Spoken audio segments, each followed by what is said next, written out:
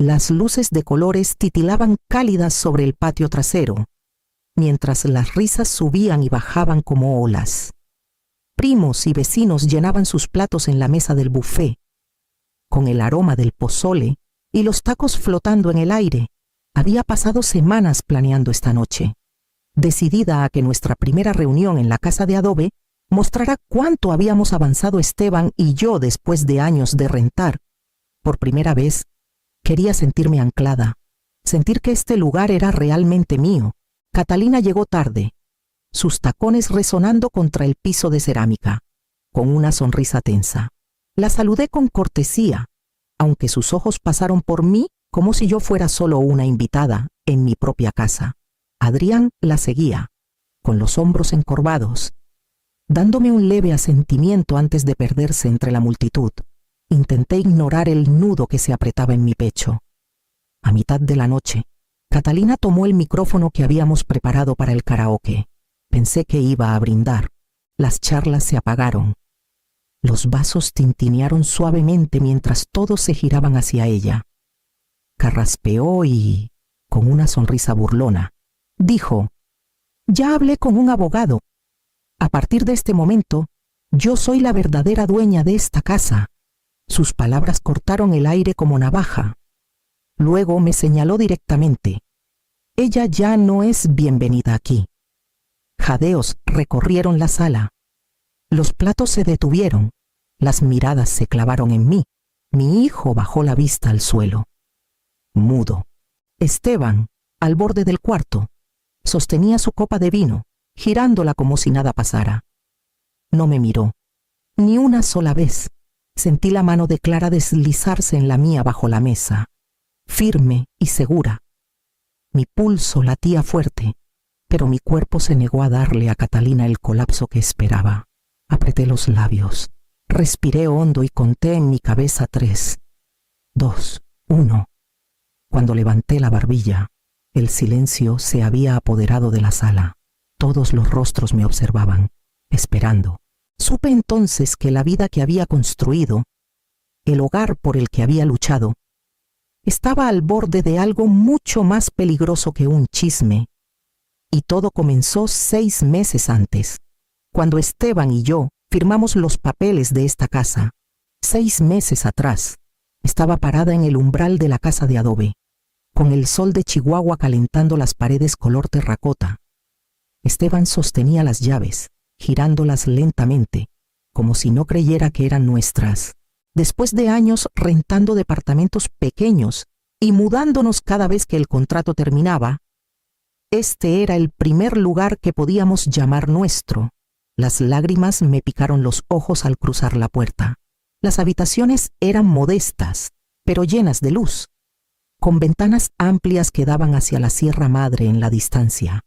Imaginé risas resonando en estas paredes, nietos corriendo por el pasillo, Esteban leyendo el periódico en el comedor mientras yo cuidaba mis hierbas en el jardín.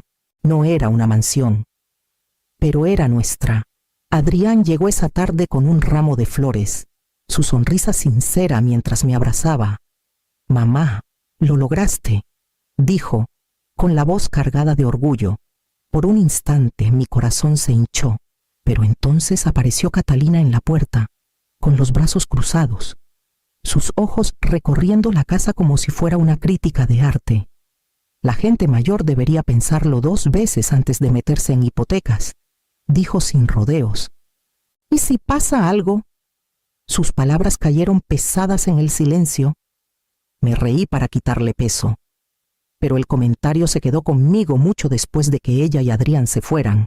Esteban murmuró que solo estaba haciendo práctica, pero yo sentí algo más frío en su tono, como si ya estuviera cuestionando si yo merecía este lugar. Sacudí la incomodidad y me enfoqué en armar nuestra nueva vida. Pero las palabras de Catalina se quedaron como una sombra, esperando su momento para crecer. Ese momento llegó antes de lo que esperaba. Cuando ella empezó a aparecer sin invitación, todo empezó con cosas pequeñas, de esas que me dije a mí misma que no debía exagerar. Un sábado por la mañana, regresé del mercado con las bolsas cortándome los brazos y encontré a Catalina en la sala. Estaba jalando las cortinas que yo había elegido con tanto cuidado, frunciendo el ceño. Estas hacen que la casa se vea anticuada, dijo con tono casual, como si estuviera hablando de su propia casa. Necesitas algo más ligero, tal vez lino, algo más fresco. Dejé las bolsas en la encimera, con el corazón latiendo más rápido de lo normal. Catalina, ¿qué haces aquí? Giró la cabeza apenas, sin mirarme a los ojos. Esteban me dio una llave. Pensó que sería bueno que pudiera pasar a checar. ¿Sabes? Por si acaso. Sus palabras golpearon duro, más pesadas que el garrafón de leche que casi se me cae. Esperé a que explicara, pero solo se encogió de hombros y caminó hacia la cocina como si tuviera todo el derecho de estar ahí. Esa noche, cuando Esteban regresó de su caminata, me le pregunté directo, ¿por qué tiene Catalina una llave de nuestra casa? Pareció sorprendido, luego cansado, como si lo estuviera regañando. Es solo por si pasa algo. Mónica, vive cerca, y con nosotros ya no siendo tan jóvenes. No está de más que alguien pueda echar un ojo. Mi garganta se apretó. Pero no me lo consultaste. Suspiró, aflojándose el cuello de la camisa. Es familia. No hagas una tormenta en un vaso de agua. Quise discutir, pero el muro entre nosotros ya estaba levantado. Esa noche no dormí, mirando el techo, con la voz de Catalina resonando en mi cabeza. Había cruzado una línea, y Esteban le había abierto la puerta, literalmente. Fue la primera vez que sentí que los bordes de mi refugio empezaban a desvanecerse, como si las paredes mismas ya no me pertenecieran del todo. Y apenas era el comienzo, porque pronto Catalina empezó a hablar como si la hipoteca fuera suya para manejar. Era un martes por la mañana cuando Catalina me llamó de la nada. Su tono era seco, casi de negocios. Deberías considerar refinanciar antes de que las tasas cambien otra vez, dijo. Podría bajarles los pagos mensuales. Me quedé helada, con el teléfono pegado a la oreja. Nunca había hablado con ella de los detalles de nuestro crédito. ¿Cómo sabes cuál es nuestra tasa? Pregunté, con la voz más filosa de lo que pretendía. Oh, Esteban lo mencionó. Respondió rápido, casi demasiado rápido. Solo quiero ayudar. La llamada terminó, pero la inquietud se quedó. Esa noche, mientras Esteban estaba en la regadera, me senté en su escritorio y abrí su correo. Mis manos temblaban. La culpa me carcomía, pero mi instinto me decía que la verdad estaba ahí. No tardé en encontrarla. Había reenviado todo el paquete de la hipoteca a Catalina, cada página, cada firma, cada peso de mis ahorros invertidos en esta casa. Cuando salió, le pregunté por qué. Su rostro se enrojeció. Solo está tratando de ayudar. Conoce gente en bienes raíces. Pensé que podría ayudarnos a manejar mejor las cosas. Manejar, repetí, apenas reconociendo mi propia voz. Esteban, esta es mi casa. Mi dinero construyó este lugar. ¿Por qué necesita ella saber algo? No respondió. Solo se sentó, frotándose las sienes como si yo fuera el problema. A la mañana siguiente, me reuní con Clara en un café cerca del centro. Le conté todas las visitas de Catalina, la llave, la llamada, los correos. Los ojos de Clara se oscurecieron. Mónica, esto no es normal. Está tomando posición. Necesitas empezar a guardar todo: mensajes, notas, cualquier cosa que diga. Sus palabras se asentaron en mí como fierro. Esa noche, abrí una carpeta nueva en mi computadora y comencé. Guardé el último mensaje de Catalina a la sala. Quedaría mejor pintada de crema. Conozco a un contratista. Tomé captura del correo de Esteban con los documentos de la hipoteca. Escribí en mi libreta Catalina en la cocina, revisando cuentas. Dijo que estaba planeando con tiempo. Cada entrada era como una piedra en un cimiento, prueba de lo que mi instinto me advertía. Y aún así, sentía que apenas había rasgado la superficie, porque pronto Catalina haría públicas sus intenciones. El primer fin de semana cálido de primavera, organizamos una carne asada en el patio. El olor a maíz asado y carne al carbón llenaba el aire. Las risas se entrelazaban con el tintineo de los vasos. Por unas horas, me permití creer que la casa era lo que siempre soñé, un lugar donde la familia se reunía y se sentía en casa. Entonces Catalina habló. Estaba cerca de la parrilla, con la voz lo bastante alta para que todos la oyeran. Bueno, claro, yo ayudé con el enganche, dijo, echándose el cabello hacia atrás como si fuera algo que todos sabían. Adrián y yo queríamos asegurarnos de que mamá y papá no se metieran en un lío. El murmullo a nuestro alrededor se desvaneció y sentí una docena de ojos sobre mí. Mis mejillas ardían. Abrí la boca para corregirla, pero me detuve al ver a Esteban bajar la mirada, con los hombros encorvados. No dijo nada, no me defendió, dejó sus palabras flotando en el aire como si pudieran ser ciertas. Forcé una sonrisa y me ocupé de los platos, pero por dentro algo se rompió. Más tarde, cuando los invitados se fueron yendo, entré a la cocina y encontré a Catalina sacando sobres del mostrador, recibos de luz, estados de cuenta, mis papeles cuidadosamente ordenados. ¿Qué haces?, pregunté, con la voz cortante. No se inmutó. Se acercó, su perfume sofocante, y susurró, «Esta casa será mía tarde o temprano». Mi corazón dio un vuelco, la rabia mezclándose con incredulidad. Antes de que pudiera responder, Esteban apareció en la puerta, vio los papeles en su mano, vio mi rostro, y aún así no dijo nada. Solo giró la cabeza, como si el peso de la escena fuera demasiado para él. Esa noche, acostada a su lado, me di cuenta de que su silencio ya no era solo debilidad. Era un peso que me aplastaba, haciéndome dudar de qué lado estaba realmente. La siguiente vez que Catalina vino, ni siquiera tocó la puerta, como si mi casa ya fuera suya para reclamar. La inauguración de la casa comenzó como la había imaginado. Luces colgadas en el patio, música flotando suave por las ventanas abiertas, vecinos y primos mezclándose con copas de vino. Por una vez, la casa se sentía viva, cargada del calor que había soñado. Me movía por las habitaciones, saludando a viejos amigos, dejando que sus felicitaciones me envolvieran como rayos de sol. Entonces Catalina tomó el micrófono. Pensé que iba a proponer un brindis, se paró erguida, su sonrisa afilada, y dio un golpecito al micrófono hasta que las charlas se apagaron. «Ya hablé con un abogado», anunció, su voz cortando el aire con claridad. «A partir de este momento, yo soy la verdadera dueña de esta casa». Jadeos recorrieron la sala. Levantó la mano, señalándome directamente. «Ella ya no es bienvenida aquí». Las palabras golpearon como bofetada. Las conversaciones murieron. Los platos se congelaron a medio camino. Mis primos miraban atónitos, los vecinos susurraban, y Adrián pasaba el peso de un pie al otro, pálido.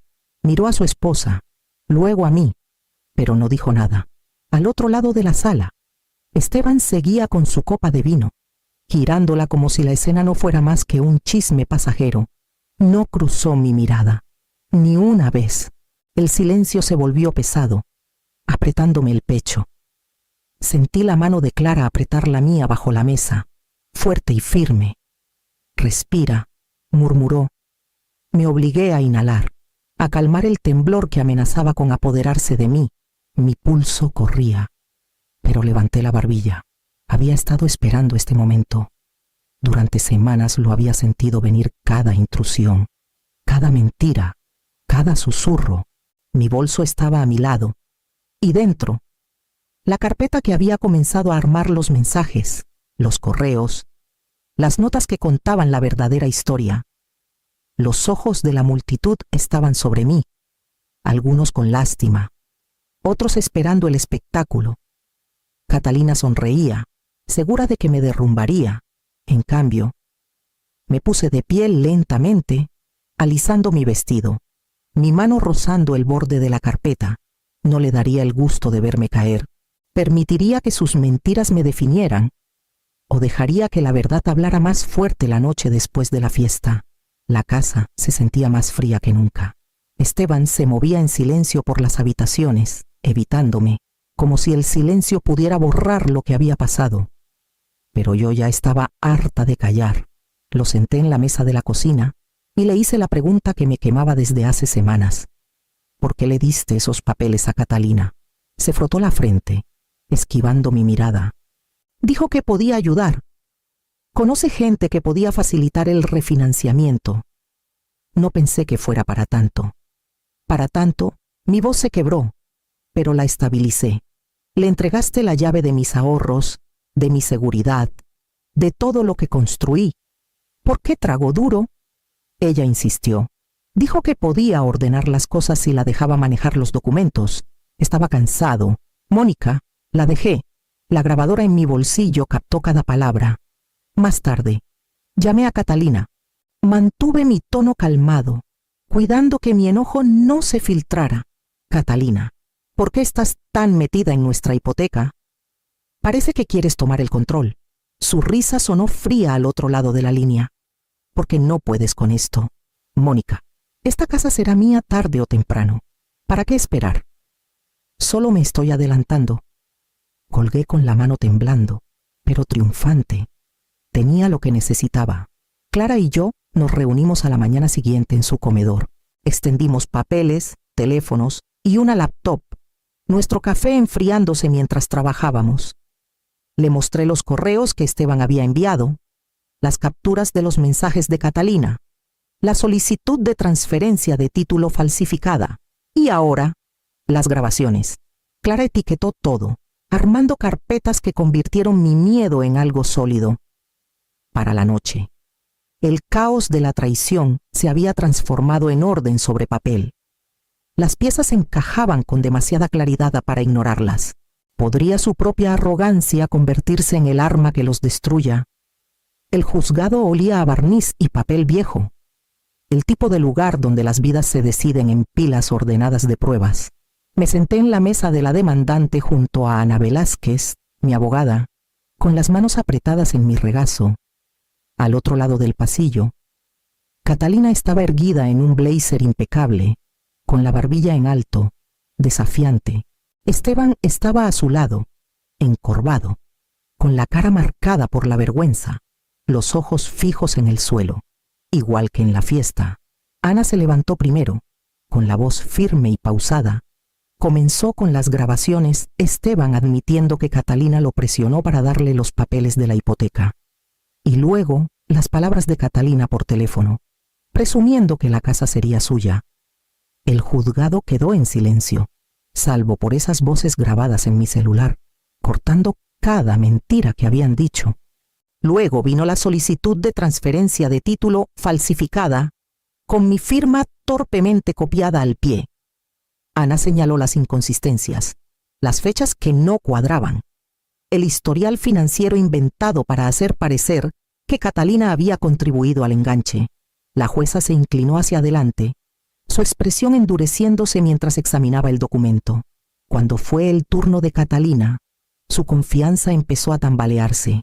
Balbuceó excusas, insistiendo que solo quería proteger la inversión familiar. Pero cada vez que hablaba, Ana contrarrestaba con otra prueba correos, mensajes, notas, hasta que las palabras de Catalina se enredaron. Esteban permaneció callado, negándose a mirarme. Cuando la jueza lo presionó, murmuró que había cometido errores, pero no ofreció defensa. Su silencio solo confirmó la verdad. Tras horas que parecieron años, la jueza dio su fallo. La casa era mía, y solo mía. Catalina no tenía ningún derecho legal, y sus acciones abrieron la puerta a una investigación penal por intento de fraude. Esteban, por compartir documentos confidenciales y violar mi privacidad, fue ordenado a pagar daños. El mazo golpeó, seco como una puerta que se cierra. El alivio me recorrió, pesado y agridulce. Miré a Clara en la galería, sus ojos brillando con orgullo silencioso. Cuando llega la justicia, repara los lazos familiares o los corta de una vez por todas. Los papeles se firmaron una semana después del fallo. Salí del juzgado con el decreto de divorcio en una mano y las llaves de la casa en la otra. Esteban no peleó. Se mudó con Adrián y Catalina. Su silencio hacia mí más elocuente que cualquier despedida. Por primera vez en décadas me sentí libre. La reputación de Catalina se derrumbó rápido. La investigación por los documentos falsificados se esparció por la comunidad. Y los mismos parientes que antes asentían a su arrogancia, ahora la evitaban por completo. Siempre se había enorgullecido de las apariencias. Y ahora cada mirada cargaba juicio. No celebré su caída, pero tampoco la lloré. La casa, antes cargada de tensión, empezó a respirar de nuevo. Abrí las ventanas al aire del desierto. Reacomodé los muebles a mi gusto y dejé que el silencio se convirtiera en una especie de música. Clara estaba ahí casi todos los días, su risa llenando la cocina, mientras pintábamos paredes y plantábamos hierbas. Para el verano, el patio frontal floreció con lavandas. Me arrodillé en la tierra, con las manos sucias, el sol en la espalda, y sentí que algo en mí se asentaba. Esta casa no era solo ladrillo y madera, era la prueba de que mis años de trabajo, mis sacrificios y mi resistencia valían algo. Era un legado que construí para mí, no uno que me dieron o me robaron. Clara estaba a mi lado, con una taza de té en la mano, y dijo: «Te queda bien, fuerte, arraigada y viva». Sonreí, respirando el aroma fresco y calmante. Por primera vez en mucho tiempo, no estaba preparándome para lo que podrían quitarme. Estaba parada en lo que había recuperado. ¿Qué hace realmente un hogar, las paredes en las que vivimos, o la fuerza que encontramos cuando nos negamos a ser borrados?